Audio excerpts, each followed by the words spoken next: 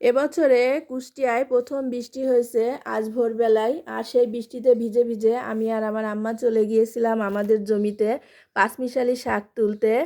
এই যে দেখেন, এখানে অনেক ধরনের পাঁচমিশালি শাক রয়েছে। আর শাকগুলা আমি আর আমার আম্মা অনেক মজা করে উঠালাম।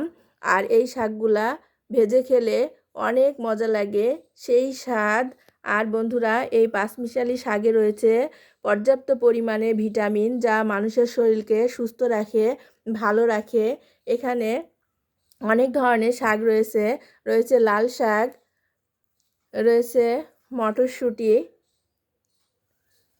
রয়েছে হেলেঞ্চা শাক, রয়েছে মালঞ্চা শাক,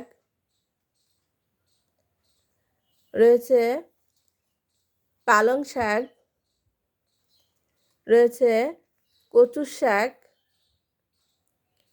রয়েছে কুমড়োর শাক। এই যে এখানে রয়েছে ডাঁটার শাক, একদম কচি আর টাটকা শাকগুলা দেখতে মাশাআল্লাহ অনেক সুন্দর। এটা হচ্ছে মেথির শাক। এখানে রয়েছে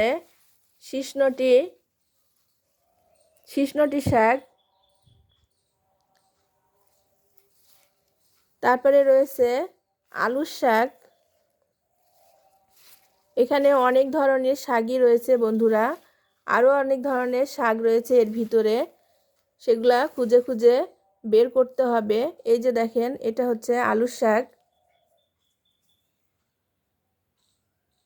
তো বন্ধুরা, আপনারাও এভাবে পাঁচমিশালি শাক ভাজি করে খাবেন, আপনাদের শরীর সুস্থ থাকবে, ভালো থাকবে। আর আমিও এভাবে পাঁচমিশালি শাক ভাজি খেতে খুবই পছন্দ করি।